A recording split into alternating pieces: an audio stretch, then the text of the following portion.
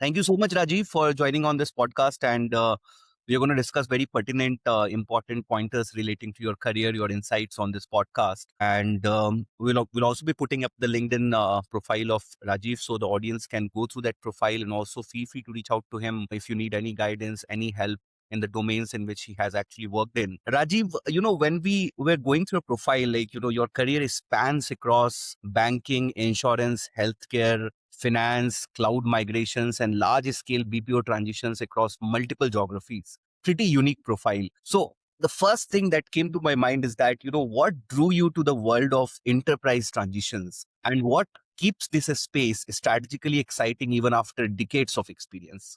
First of all, thank you for getting me on this podcast here. I think it is an honor for me to be talking to you on this. As you rightly said, with the domain experience or the wide experience that I have seen, I think one thing that comes to my mind from the very beginning is every customer is different. Every project that I have done in the last 20 odd years of my career has been extremely different. None of the customers are the same. And that is one of the things that really excites me when I look at transitions. Earlier, they used to call it migrations, long time back when we started. But today, things have evolved so far as the transition space, as well as the way transitions are done, more towards the AI now coming into the picture. So excitement continues because every project, every type of customer that I have interacted with has been completely different from the last customer that I have met. And I think that is the important thing that keeps me running. Also takes me to the next step to see what next can come when it comes to new transitions, new type of technology, new type of profiles, new type of people that we start working with.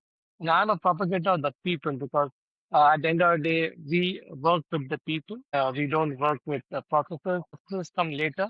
People build the processes. I think that is what excites me. If I can really articulate exactly what you're looking at. Absolutely rightly said, Rajiv. And people have a lot of misconceptions about transitions. They think that it's so simple and all that. But since you have had a pretty great amount of experience, and I also have a small amount of experience, while I was driving transitions for my previous organizations, managing people, managing that change is so tough. And people often think that transitions are simply about moving processes or teams from one location to another. You have, and you are managing transitions involving 300 plus full-time employees across countries and regulated industries. Tell us from your experience, Rajiv, like, what are the hidden complexities organizations fail to anticipate while they are doing this? The first one, I look at it, is the regulatory part of things. Some of the challenges that we have come across in some of the transitions that I've done is it looks, as you rightly said, it looks very simple. You just need to move people from here to there. But every country, every particular domain, every particular account, every particular project has its own regulatory and compliance related activities, which organizations uh, learn and evolve as they go through the whole transition process. Though a few of them do get covered during the RFIs and the RFP spaces, but once the real work, when we get into the third level or the fourth level of the business at the SME level, is when we come to know that there are more nuances from a regulatory perspective, from a compliance perspective that we need to take. Second one is the people. I think a lot of people say, yeah, I just need to move people from here to there.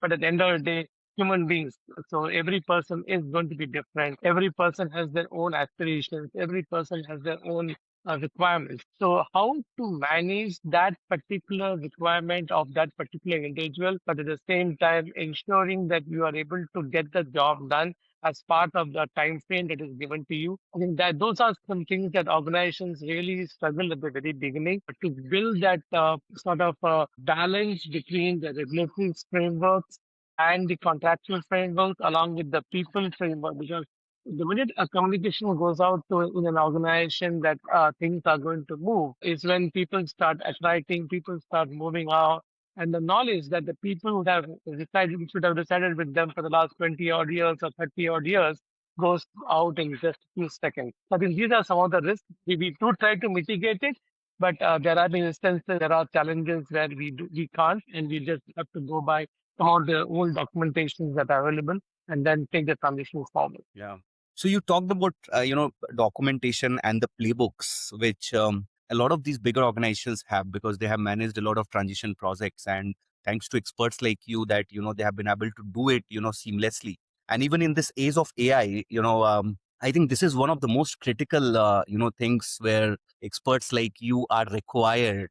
This is not something which an AI can do basically, and who better than you, like you have led transitions across KYC, banking, insurance claims, pensions, finance, and healthcare operations. So would like to understand from you, like what does how does transition management fundamentally changed? And you have mentioned about regulatory exposure and operational risk. So how does it fundamentally change when regulatory exposure and operational risk become central to delivery? I think one of the things that I have noticed is that the minute the regulatory aspect comes into transition management, I think people start getting into jittery about what they need to transition.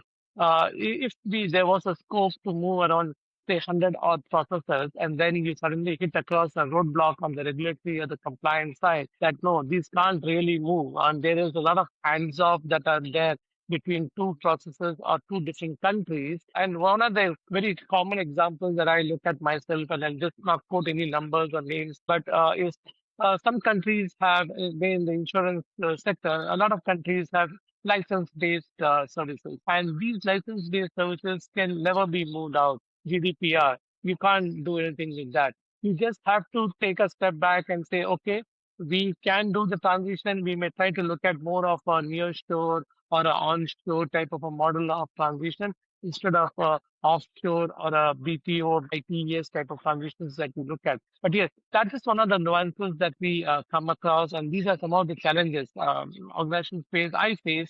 I think everybody in the industry faces day in and day out, and that's the challenge that we need to work together and work with our customers and the projects that we work in, and just complete that as we move ahead. And one of the moot points of any transition is that it should create value.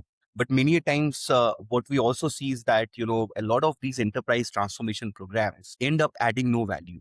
Like and since you have managed large scale cloud and infrastructure migration programs involving hundreds of applications, from your experience, what separates a successful enterprise transformation programs that from those that create disruption without long term value? Yeah, successful transformation programs, I think I would look at it is when we ensure that the actual job, actual work that's getting the migration of the cloud, or you're looking at insurance or finance processes, they are properly transitioned. Knowledge gets transferred, the KT, the knowledge transfer is perfectly done. It is not, a lot of people would contest it saying, a lot of cost is to be made. There's a lot of cost inputs that need to be looked at, the cost arbitrage is to be taken care. Yes, that's one part of the story, but a value to the customer is when we are able to show new technologies within the existing technologies that they have, because organizations are not ready to change their own legacy systems unless until they see some value which is getting created within their own legacy systems and does not incur any additional cost. The transformation, yes, from a process perspective is important. From a regulatory perspective, how can you make the life better for the customer when it comes to making that regulatory impact to them and not making them more cumbersome in getting the job done. I think that's what is a good transformational sort of transition that I would look at. It can be a successful one. Yes, a lot of other factors come into it, but that would be one of the key factors. Rajiv, just one question, out of curiosity is that what I've also seen is that organization realize the importance of transformation very late, many a times. And, many a times they realize at a point when they have already lost to a competition. And then they go haywire here and there, finding out the right experts like you and, trying to fix up the things. What is the right time for any organization? Say you call a cement industry or a steel industry or an iron and steel, when they should start thinking of transformation and maybe seeking the help of experts relating to this. I think the very first stage, which is going to be the very initial when you're looking to mine or you're looking to get the business, then I think that is the stage when you should look at transformation. If you're not looking at transformation at that stage, you're missing the bus, because when you get into that mining phase and you see that there is a customer, there is an account, there is a project which has a problem, and that problem is not getting solved by the customer, then they are looking for some help and support. It is that first discussion that you're going to have with the particular customer or the account or the project that you're going to think of working on. Is when the transformational pitch needs to be done. If you're able to do that successfully at that point of time, you at least have given that seed into the customer's mind, saying that, you know what, I'm not really interested in taking your project. I'm trying to make that project better and make sure that your end customer, I think 99.99% of customers are not concerned only about themselves. They are concerned about the services that they give to their end customers. If their end customers are happy, their life becomes better, their life becomes better, our life becomes better. I think my take would be at the very beginning, at the mining stage itself, if transformation can be spoken about, even in a very, very a small part of this is what we can make life better for you. That will be a sort of a game changer for every customer. And I think a lot of organizations, large organizations started doing it. Smaller organizations are learning it and starting to work on that thing too. Yeah, and many times these smaller organizations don't have that kind of a budget. So I think in that case, the role of a lot of the experts in India becomes pretty important because they may not be able to get the services of bigger organizations. I'm not naming them like as such. Do you think that space is pretty unorganized in terms of these smaller organizations seeking help from the right experts with a limited budget? I think it's more about education. I think educating people, everybody today in this digital world understands what transformation is. Everybody understands how AI works. The AI field coming into so much of focus in today's world. But I think a little, they're not fully organized. I would say it's not disorganized currently. It is not fully organized. I think where we need to get that organization is to be involved in those discussions as experts, as transformation people, as transition leads or project managers, to give that support with the helping hand to those people so that they can start talking about it. Yes, they may not have a budget of any other big organizations in the world, but they will have their own internal space that they can give out of their budget, which they can give into transformation. It's a small drop. As I say, the drop makes the ocean. So I think that's how they'll have to look at it. Smaller organizations, medium-sized organizations, large organizations already have their own systems in place. They are pretty robust and very good when it comes to all these activities. Yeah, there is a scope, there is a chance that you can look at medium and guide. I think more about the education and guidance that we need to give to these organizations, and I think we can go along with. And whenever these transformation projects are undertaken, I've also seen a lot of blame game happening, between the transformation experts or the organization and the internal stakeholders as well. Although I know that, it's being driven by the top management and they understand the importance pretty well. Most of the time, the communication of the transformation experts is also with the top management people, and that is where the change management. So you see, a lot of uncertainty comes in, and not just operationally but emotionally as well, because I still remember the organization that I was working with, say 7 years back, when I used to go on the project site, and when I used to tell them that this is how we are transforming the things, one of the things that I could sense is that they used to think that my job will be at stake. I don't know, what this guy is going to do with the processes. And also there was a feeling that I know the process better than these guys. Why are these guys here to, tell me what to transform and what to not?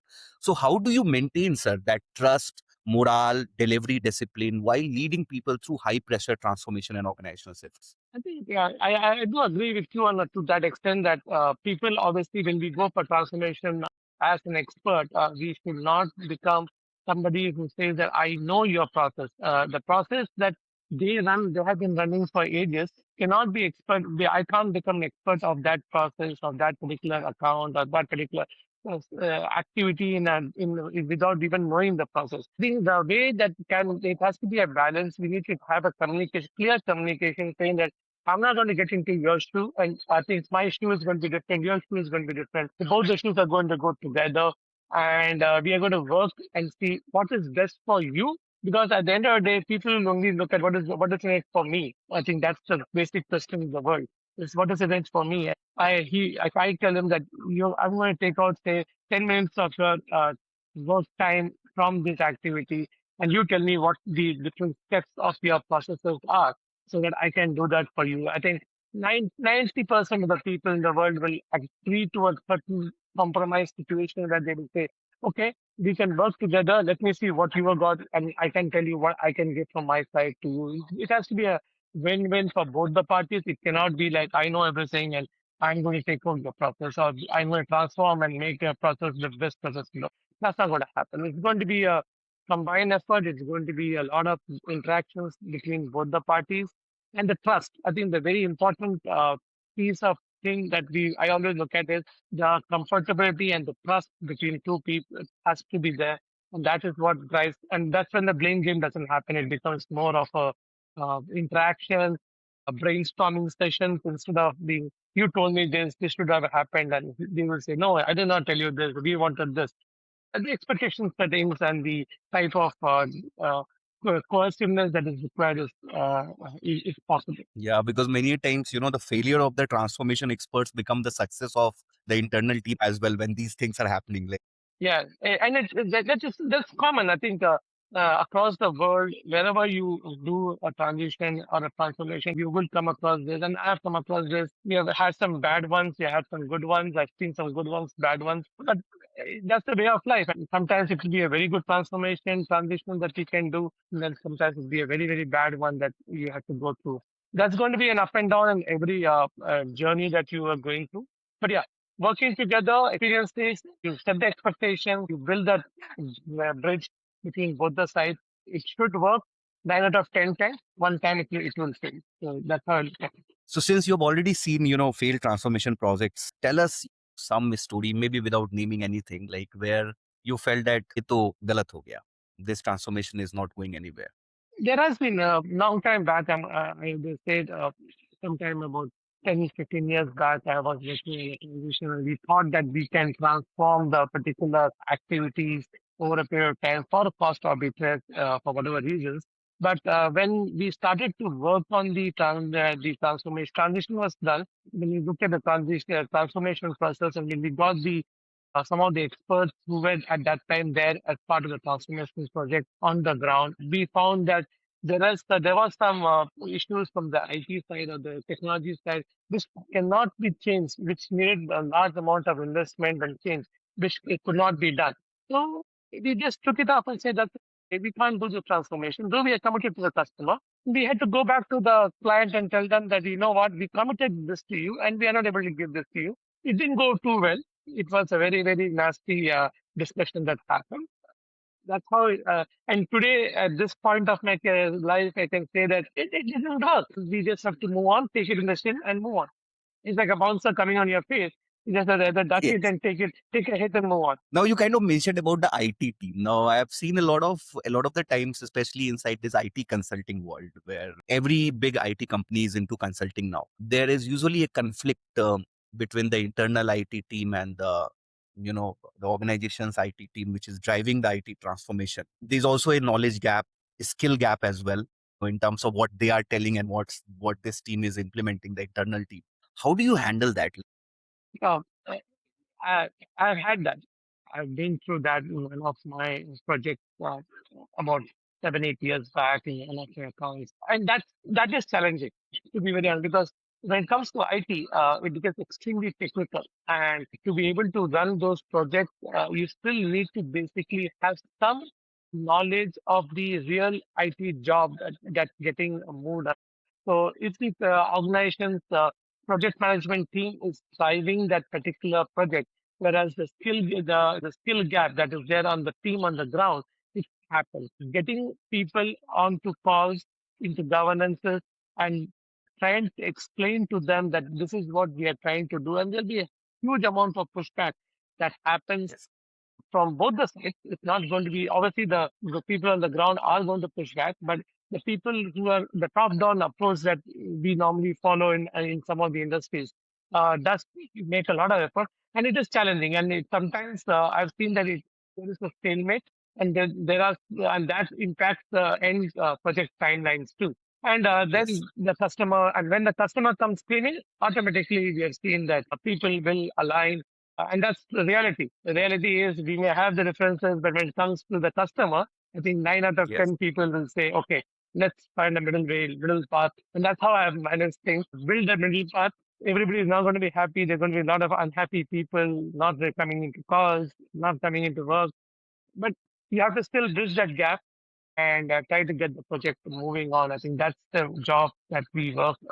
I've been doing it for so many years now, and and that's the excitement. It's down to a very first question: what's the excitement that keeps me going? I think this is the excitement. Managing the different nuances that we face every day. Every challenge is different. So that's where I start. Yes. Now, in this age of AI, we see that, it's entering into areas like process mapping, documentation, workflow automation, and operational governance as well. So, how do you see AI changing the future of enterprise transitions and managed operations? I think now with AI, I think AI is pretty new for the project management space. I think it's just comments in the last 1.5 years. And people are learning it. To be very honest, I think even the larger organizations have started giving a lot of focus on AI and also agentic AI to the next, which is the next level of that. And everybody, be it in transitions or in project management or agile and all the different areas, people are learning it, how it can benefit their accounts, be it preparation of SOP, be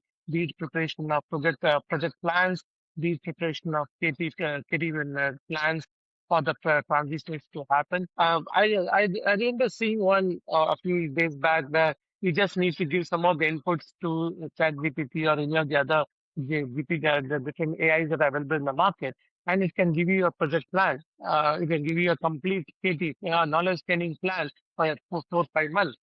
That's the basic inputs that are given to it. It's going to change. It is going to change. I think one of the things that's going to happen is that there is going to be more focus on getting the different type of activities that people get engaged in when it comes to writing SOPs or doing the knowledge transfer plans or making a project plan. The time that people need to spend on that will get reduced big time. But I think that will again lead you to spend more time on ensuring that the reporting and governances around their customer increases. I think that's where the balance from project management, transition management always was the challenge because people used to spend a lot of time creating these reports, creating the different documentation that are required. Now that will become a little better. That gives the same the expectations from the customers would be getting the reports much faster and at the same time, the expectations would be to build more stronger, smarter transitions, I could say, instead of larger transitions. But yeah, there are some industries where there will be larger transitions, which will take their time due to the complexities of compliance and regulatory of things that are there. Normal transition perspective, it is going to become more efficiency oriented with a more focus on customer. I think customer is going to get a more focus, customer is going to get more time, strong governances, and I think that will benefit both the parties together. Great. And now, we'll talk a bit about India because, from so many years, India has usually been seen as an outsourcing destination. And, your experience spans across India, US, LATAM, and global delivery ecosystem. So, how do you see this role evolving? Like, will we remain an outsourcing destination or we are moving towards becoming a more strategic transformation and operations hub? I think it they will be for some of the organizations. I think we still remain as the outsourcing, given the budgets that different countries have for their respective processes. We will still remain the outsourcing country for it. But I think there will be some changes that will happen given the new AI and the new type of agile and all the different technologies that have come in the last 5 to 7 years. I believe that yes, India would still remain as a outsourcing destination. But we will have, with AI coming, we'll have some competition from China, Ireland, and the Philippines, and all the other countries that are there around us. We still need to go up. And also countries which are like the LATAM or countries like US, Europe, and other places, they'll also look at more expectations from us. LATAM as a geography, and I can say because I have stayed there, I've worked there also, they're not very oriented towards outsourcing to countries which are very far away. So they look at more insourcing. So there would be a lot of opportunities if which organizations can come into those countries, get into those countries, build their own offices out there, and then some big organizations have their offices, and I think a lot of mid-sized and small-scale industry organizations based on the budget.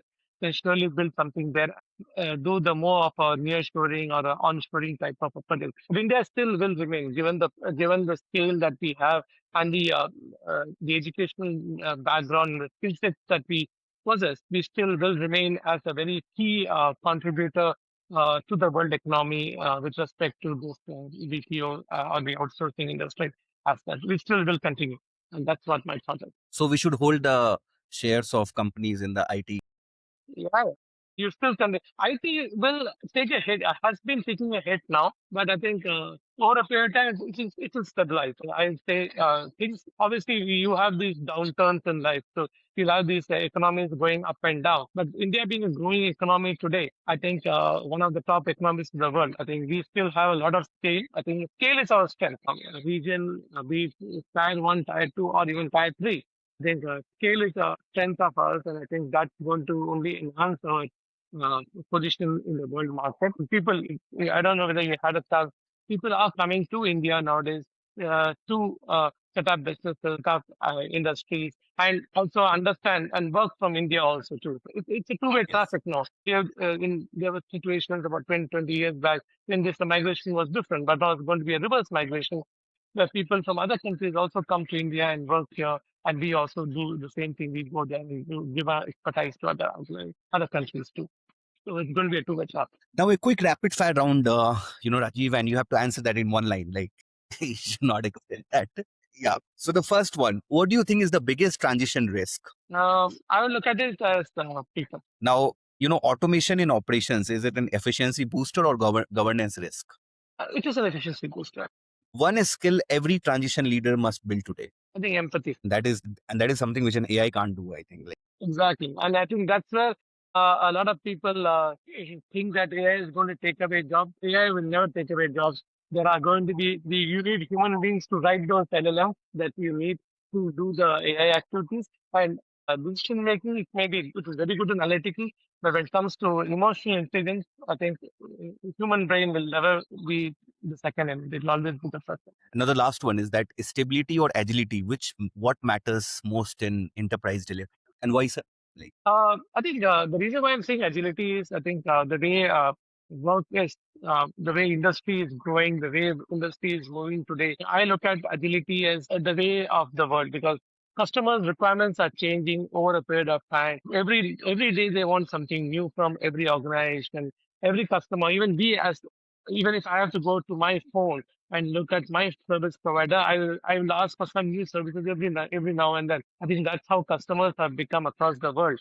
And they're going to be asking new services, new activities, and you have to be agile. You may have a project plan, you may have a transition plan, but during that whole phase, within 1 week, things will just completely change based on what you've done. And that's what agile is basically, the agile methodology that we have got in place. I think that's why I say agility is the key. And the Gen X and so many the new generation coming in, people are pretty fast, pretty good, and they take it to the next level now. So I think that's why we are a growing economy, and we'll become one of the best economies. thank you so much, Rajiv, for sharing all these insights with our audience, and always a pleasure to talk to you. And thank you so much for taking our time.